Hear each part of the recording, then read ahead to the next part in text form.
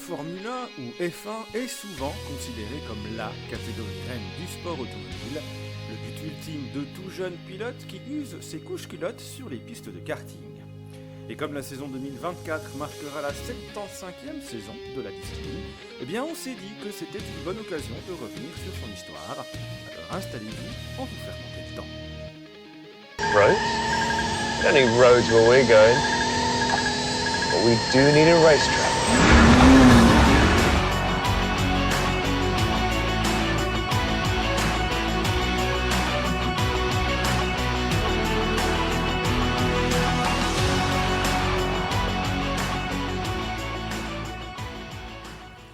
Tout a débuté un dimanche de mai 1950, le 13 pour être exact, sur l'ancien aérodrome de Silverstone en Angleterre.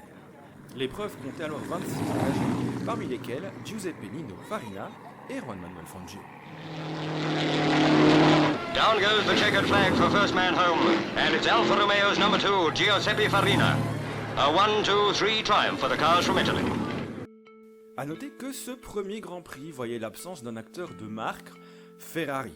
Et oui, si la Scuderia est aujourd'hui la plus ancienne écurie et celle ayant participé au plus grand nombre de courses, eh bien, il faudra attendre la deuxième manche de la saison, à Monaco, pour voir 3 voitures flanquées du cheval capré sur la grille de départ. À Monaco, sur le circuit tracé en pleine ville, 20 concurrents prennent le départ du classique Grand Prix automobile. Les premiers kilomètres sont couverts à toute allure.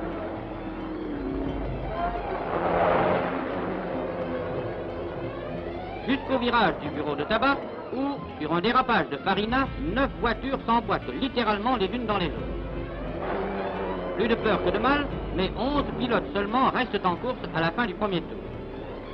Silverstone, Monaco, 2 rendez-vous mythiques du calendrier, auxquels s'ajoutent Spa-Francorchamps et Monza, qui eux aussi étaient déjà présents lors de cette première édition du championnat qui ne comportait alors que 7 épreuves, le rêve.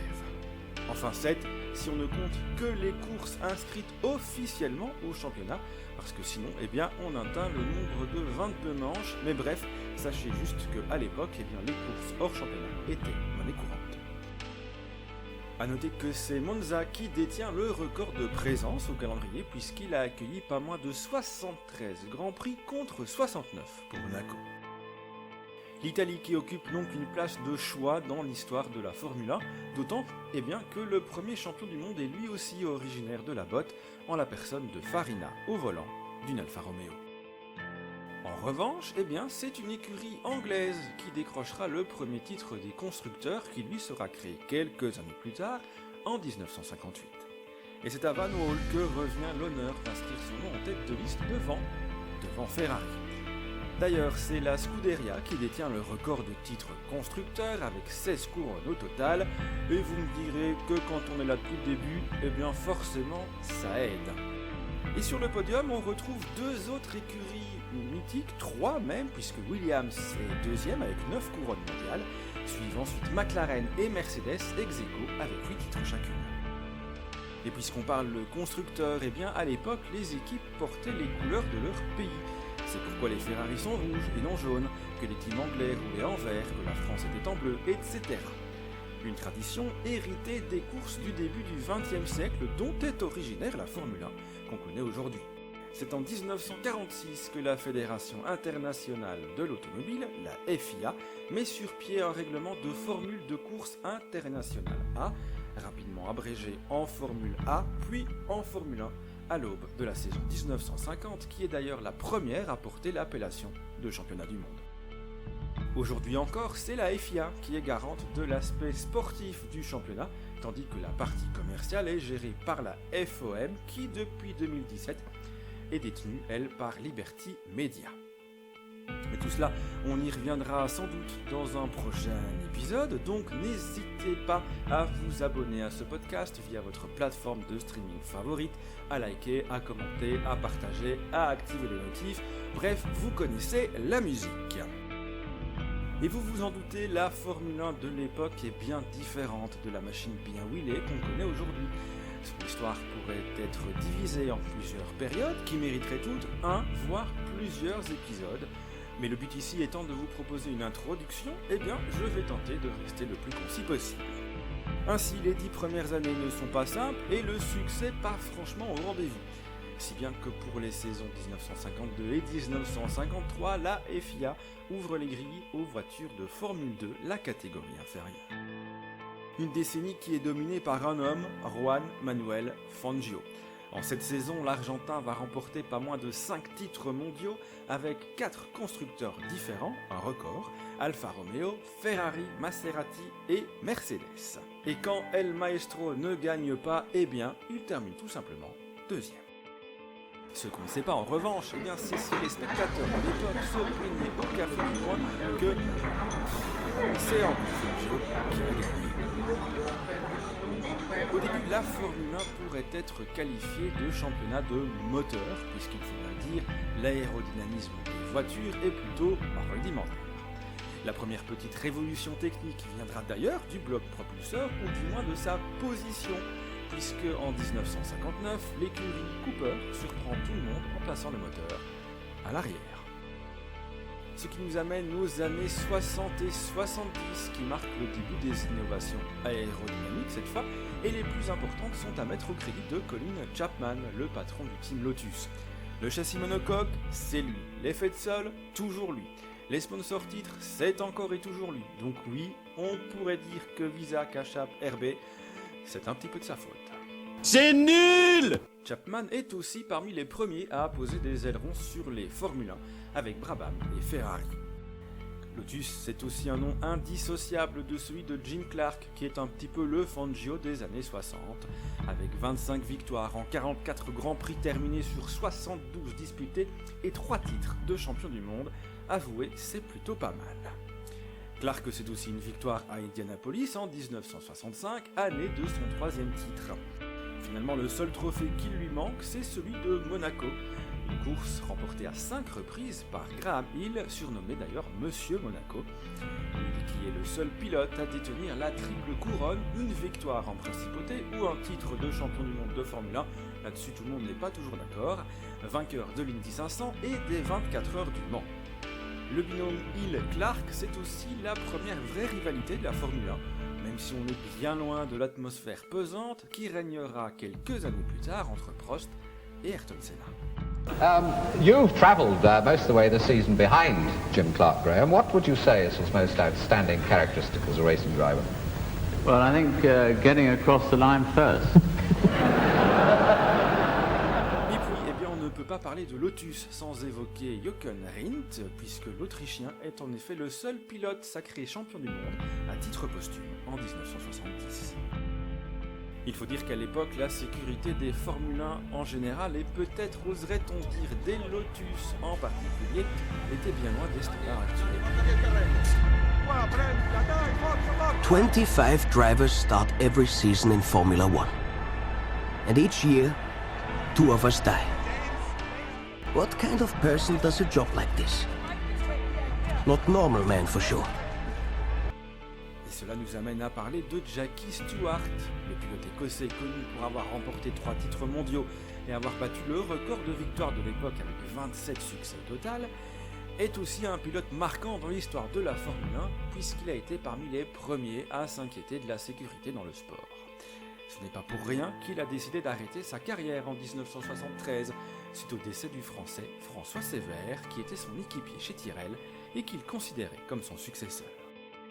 À cette époque, sur la sécurité était le plus gros challenge auquel j'ai dû faire face. Je veux dire, on a perdu tellement de pilotes et rien n'était fait. Les voitures étaient très fragiles. Les Lotus, par exemple, étaient particulièrement fragiles et beaucoup de pilotes sont morts au volant de Lotus.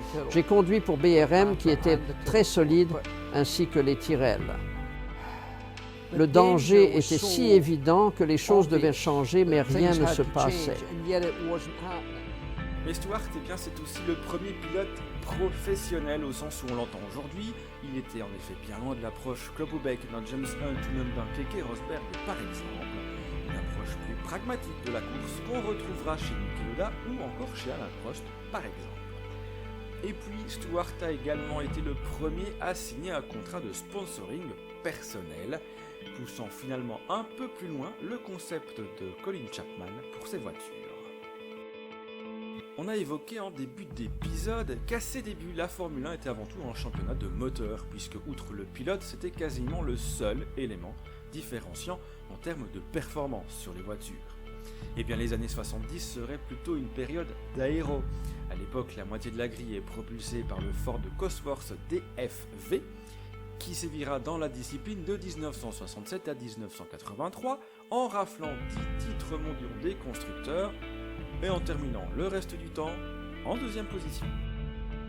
Mais en 1977, un petit constructeur français allait lancer une révolution en débarquant dans le championnat du monde avec un moteur turbo. Ce constructeur, c'est Renault et la fameuse voiture jaune et noire, renommée Yellow Teapot par les Anglais, en raison de la fumée blanche qui s'en échappait lors des nombreuses casses-moteurs des débuts. Et si Renault n'a jamais remporté le championnat durant ce premier passage en Formule 1, eh bien d'autres constructeurs ont suivi la voie du moteur turbo avec plus de succès, et c'est ainsi le trio BMW Brabham Piquet qui imposera cette technologie en 1983 devant la Renault d'Alain Prost. À l'époque, l'écurie fondée par Jack Brabham, qui est le premier pilote propriétaire d'écurie, est dirigée par un certain Bernie Ecclestone. Bernie Ecclestone, voilà encore un personnage qui aura droit à un épisode complet tellement il y a à dire, mais en gros, Bernie, eh bien, c'est l'homme qui a vu le potentiel commercial de la Formule 1. Ancien pilote plutôt moyen, arrivé dans les paddocks en tant que manager, notamment de Jochen Rindt, avec qui il avait une véritable relation d'amitié, eh bien, Ecclestone rachète Brabham au début des années 70 et décide de s'associer avec d'autres patrons d'écurie pour former la FOCA. Ce qui lancera un bras de fer avec la FIA et la FISA. Encore une fois, on en reparlera parce que c'est un petit peu compliqué, pour les droits commerciaux de la discipline. Et du coup, en 1981, Ecclestone signe les premiers accords Concorde qui entérinent la séparation des pouvoirs entre l'aspect sportif et l'aspect économique de la Formule 1. C'est ainsi que désormais les circuits devront payer pour accueillir une course et que les télévisions devront elles négocier avec Tonton Bernie pour diffuser le championnat, et ce en intégralité désormais, plus question de se contenter d'une course de temps en temps. Si bien qu'en 1987, il revend Brabham pour se concentrer complètement à la gestion économique de la discipline. Tout cela va marquer le début d'une certaine professionnalisation de la Formule 1, en mettant petit à petit fin à ce qu'on appelait l'ère des garagistes. Désormais, toutes les écuries doivent construire leur propre châssis, plus question en effet d'acheter une voiture au voisin et de lui accoler un sticker sur le museau pour dire « elle est à nous ». Mais comme les équipes touchent désormais une partie des revenus de la discipline, via les droits télévisés notamment, eh bien elles peuvent se permettre d'investir dans des infrastructures pour construire leur propre monoplace. Et si on devait retenir une seule chose des années 80, même si c'est sans doute un petit peu réducteur, eh bien ce serait le duel entre Alain Prost et Ayrton Senna chez McLaren lors des saisons 1988 et 1989. Une rivalité qui se prolongera l'année suivante, 1990, alors que le Français avait rejoint Ferrari. Prost et Senna, c'est un petit peu le choc des cultures, deux approches, deux visions diamétralement opposées de la course. Prost, le pragmatique, face au bouillant Ayrton Senna. Une opposition qui fait encore fantasmer aujourd'hui de nombreux fans et dans laquelle le professeur semble presque systématiquement jouer le rôle du méchant. Bien entendu, vous vous dites que c'est un petit peu plus compliqué que ça, tout n'étant pas tout noir ou tout blanc. La disparition du Brésilien en 1994 marquera profondément le grand cirque de la F1 et sera le point de départ d'avancées importantes en matière de sécurité. Si certaines de ces mesures prises dans la précipitation seront franchement ridicules, comme par exemple l'ajout d'une chicane au pied du raidillon à Spa-Francorchamps, d'autres en revanche seront plus judicieuses. Les crash tests obligatoires pour pouvoir prendre le départ d'une course seront de plus en plus stricts et l'inspection des tracés accueillant le championnat de plus en plus minutieuse. Des progrès à mettre au crédit de Max Mosley, qui sera président de la FIA de 1993 à 2009. C'est durant les années 90 qu'apparaît la première vraie séance de qualification, en 1996 pour être exact. Avant cela, il y avait 2 séances d'essai le vendredi et le samedi et on prenait les meilleurs temps pour établir la grille de départ. Désormais, une seule séance d'1 heure avec 12 tours maximum par pilote. Le format changera à de nombreuses reprises jusqu'en 2006 et le format Q1, Q2, Q3 qu'on connaît aujourd'hui. 1996, c'est également l'année où Michael Schumacher rejoint la Scuderia Ferrari. Un binôme qui va marquer le début des années 2000 avec 5 titres consécutifs permettant à l'Allemand d'égaler Fangio avec 5 couronnes mondiales avant de le dépasser en portant le record à 7. And I thought no one will ever do that, but Michael Schumacher's done it today, and he wins his 61st Grand Prix, and he's a 5 times World Formula One champion. This is history. Les années 2000, c'est aussi le retour en masse des constructeurs avec BMW, Toyota, Renault, Jaguar ou encore Honda, qui se réengagent soit comme écurie d'usine, soit comme motoriste avant de prendre la poudre d'escampette en 2009-2010 suite à la crise économique mondiale. Mais avant cela, Renault, qui a remporté quelques titres comme motoriste dans la décennie précédente, avec Williams notamment, s'adjuge enfin des titres mondiaux en tant qu'écurie 100% française, cela en 2005 et 2006 avec un jeune pilote espagnol nommé Fernando Alonso. Les années 2010 marquent la recherche constante de spectacles, tout d'abord avec l'apparition du DRS qui permet de réduire la traînée en ligne droite lorsqu'on est à moins d'1 seconde de la voiture devant, mais aussi avec l'arrivée du manufacturier Pirelli comme fournisseur unique de pneumatiques à qui on demande de produire des gommes qui s'usent rapidement et perdent tout aussi rapidement en performance, le tout est bien pour augmenter le spectacle. Si depuis 2010 on a eu quelques belles saisons, comme en 2012 ou en 2021, pour ne citer que ces deux-là, paradoxalement la Formule 1 a été dominée par 2 écuries en 13 ans, Red Bull et Mercedes. L'écurie autrichienne trustera les premières places de 2010 à 2013 avec le jeune Sébastien Vettel, avant de s'incliner face à la marque à l'étoile à partir de 2014.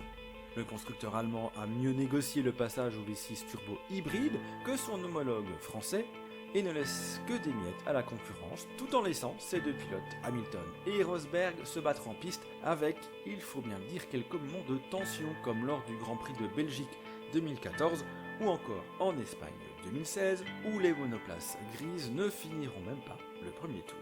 Turn 3 we go, and it's Nico Rosberg and Hamilton's onto the grass, and Hamilton's had a massive crash, and he's crashed into his teammate. The 2 Mercedes come together as Hamilton tried to pass on the inside, and he can cover his hands over his eyes, and he won't want to see that again. En 2021, Red Bull reprend son dû de justesse avant de remonter confortablement sur le trône de la Formule 1 avec le retour de l'effet de sol, signant une saison 2023 à record avec 21 succès en 22 courses, dont 18 rien que pour Max Verstappen. Une domination qui rappelle celle de McLaren en 1988, qui, tout comme Red Bull, n'avait perdu qu'une seule course remportée là encore par Ferrari. Comme quoi, l'histoire est un éternel recommencement. Et pour conclure, hors sport, il est impossible de ne pas boucler cet épisode en évoquant le rachat de la Formule 1 par Liberty Media début 2017. Le départ de Bernie Ecclestone sera synonyme de modernisation de la communication du championnat avec une présence accrue sur les réseaux sociaux, le lancement de la série Drive to Survive sur Netflix et d'une plateforme de streaming pour suivre l'intégralité des séances en direct.